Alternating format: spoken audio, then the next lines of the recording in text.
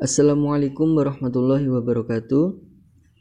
Perkenalkan, kami dari kelompok 3 dengan anggota Muhammad Yuda Ardiansyah, Ahmad Syaikruni Murtado, Wulan Yogi Pratiwi, Nisa Nur Alfiah, dan Vindi Novitasari akan mempresentasikan mengenai bab manajemen risiko strategis dan manajemen risiko operasional. Pengertian risiko strategis. Risiko strategis adalah risiko akibat ketidaktepatan dalam pengambilan atau pelaksanaan suatu keputusan strategis serta kegagalan dalam mengantisipasi perubahan lingkungan bisnis. Sumber risiko strategis yang pertama, kesesuaian strategis dengan kondisi lingkungan bisnis. Yang kedua, pengambilan strategi risiko. Yang ketiga, posisi bisnis perusahaan. Dan yang terakhir ada pencapaian rencana bisnis. Selanjutnya, tujuan. Tujuan utama manajemen risiko strategis adalah untuk memastikan bahwa proses manajemen risiko dapat meminimalkan kemungkinan dampak negatif serta ketidaktepatan pengambilan keputusan strategis dan kegagalan dalam mengantisipasi perubahan lingkungan bisnis.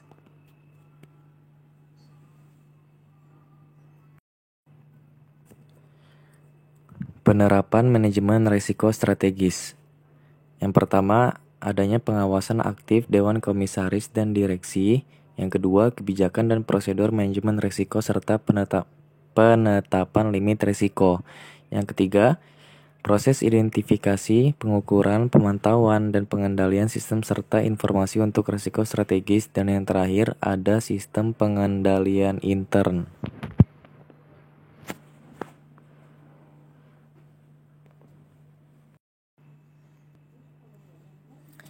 Manajemen risiko operasional. Risiko operasional adalah risiko akibat ketidakcukupan dan tidak berfungsinya proses internal, kesalahan manusia, kegagalan sistem, atau adanya kejadian-kejadian eksternal yang mempengaruhi operasional perusahaan. Selanjutnya, tujuan utama manajemen risiko operasional. Tujuan utama manajemen risiko operasional ke depan adalah untuk meminimalkan kemungkinan dampak negatif dari tidak fungsinya proses internal, kesalahan manusia, kegagalan sistem, atau kejadian eksternal. Selanjutnya, kategori risiko operasional. Yang pertama, risiko internal. Yang kedua, risiko manusia. Yang ketiga, risiko sistem. Dan yang terakhir, risiko eksternal dan risiko hukum. A. Risiko proses internal akibat. Contoh dari kegagalan proses atau prosedurnya yaitu 1. Kejadiannya kelalaian marketing, pengendalian tidak memadai, kesalahan pemasaran produk, kesalahan transaksi, dokumentasi tidak memadai dan tidak lengkap. Yang B, faktor risiko manusia. Terlalu bergantung pada karyawan tertentu, kecurangan internal, pelatihan karyawan tidak bermutu, praktek manajemen yang buruk. C, risiko akibat teknologi dan sistem. Kesalahan input data, kesalahan pemrograman, dan problem keamanan dan sistem serta teknologi. Yang D, risiko eksternal, yaitu ada bencana alam dan tsunami, kebakaran, terorisme, listrik, PLN yang mati. Kebijakan, prosedur, dan penetapan limit. Yang pertama, strategi manajemen risiko. Harus sesuai dengan strategi bisnis secara keseluruhan dan disusun dengan mempertimbangkan faktor ekonomi dan instruksi organisasi bank. Yang kedua adalah tingkat risiko yang akan diambil dan toleransi risiko. Jadi, tingkat risiko yang diambil merupakan tingkat dari jenis risiko yang bersedia diambil perusahaan dalam rangka untuk mencapai sasaran demi mencapai sasaran. sedangkan toleransinya yaitu penjabaran dari tingkat risiko yang diambil. Yang ketiga, kebijakan dan prosedur. Perusahaan harus menetapkan kebijakan yang harus diinternalisasi. Proses identifikasi, pengukuran, pemantauan, dan pengendalian risiko operasional. Identifikasi risiko operasional.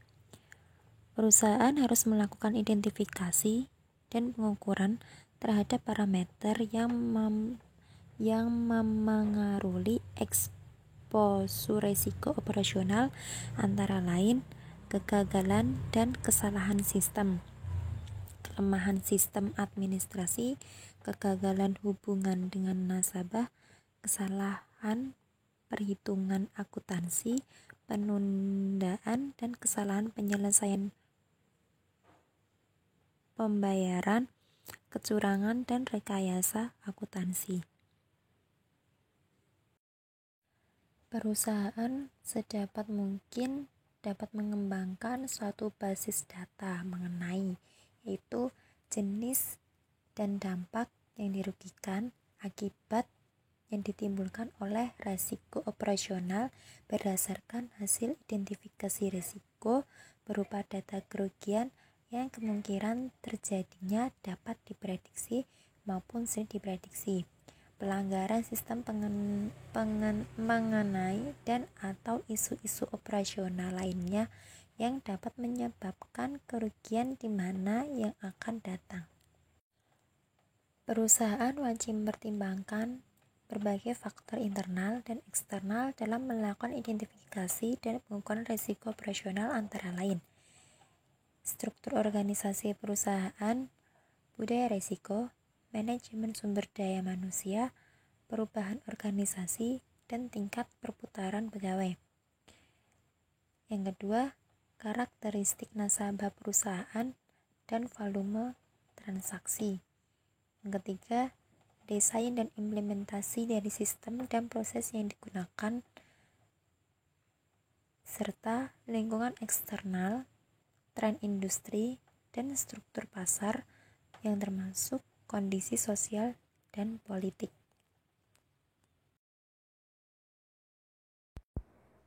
Poin yang selanjutnya yaitu frekuensi versus dampak.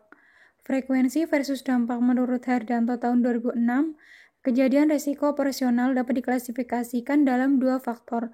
Frekuensi, seberapa sering kejadian terjadi, kerugian yang diakibatkan kejadian itu. Pengelompokan kejadian risiko operasional bergantung pada seberapa sering kejadian terjadi dan seberapa besar dampaknya.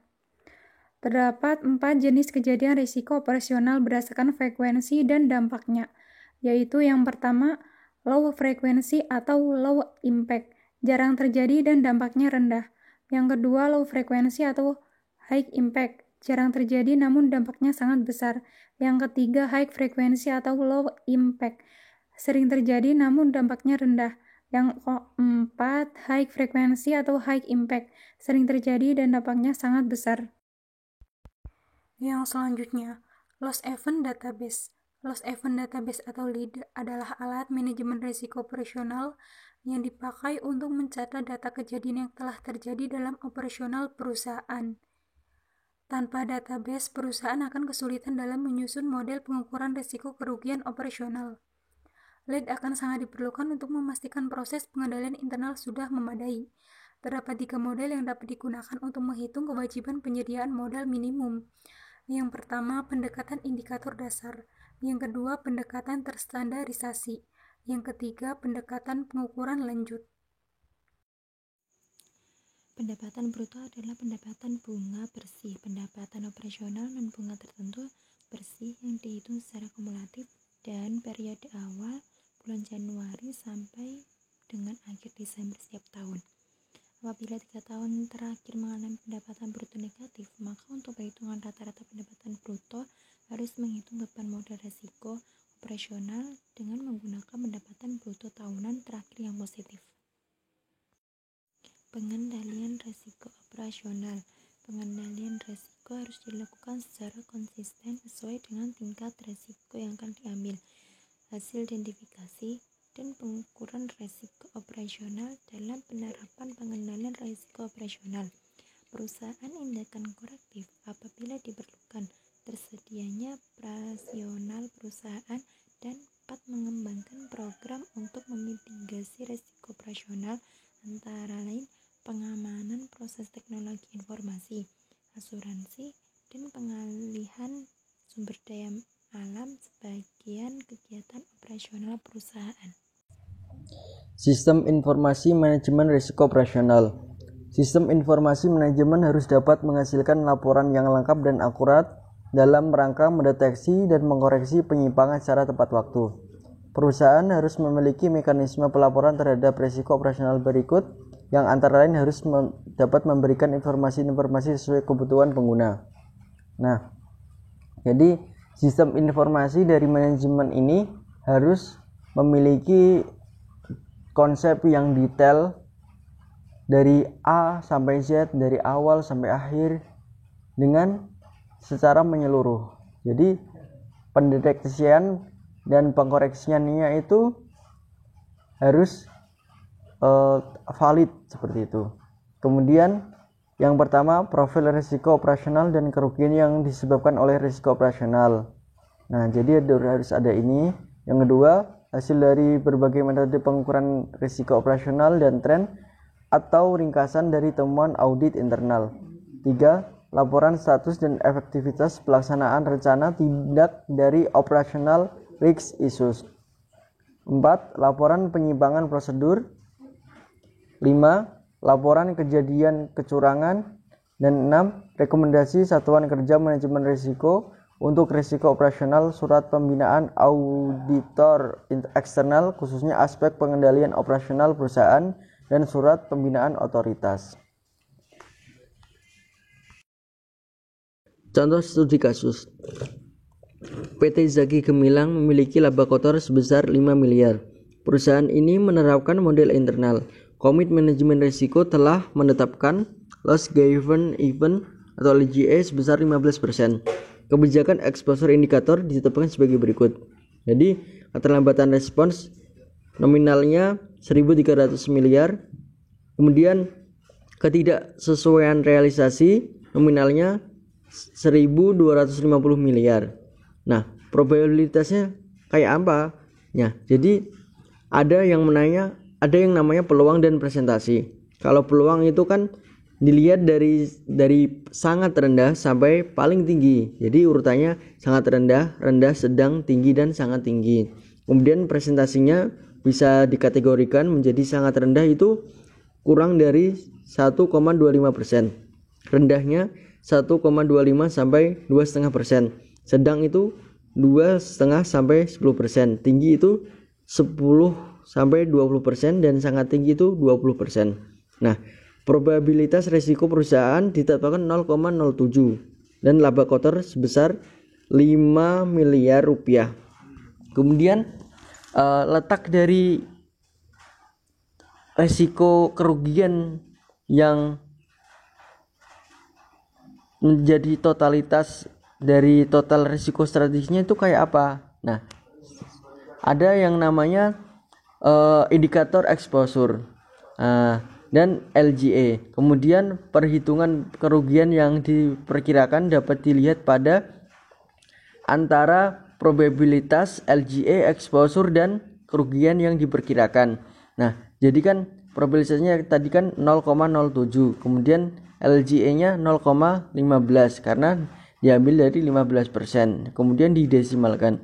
Indikatornya kan ada yang keterlambatan tadi, yang A, kita sebut A, 1.300 miliar sama 1.250 miliar.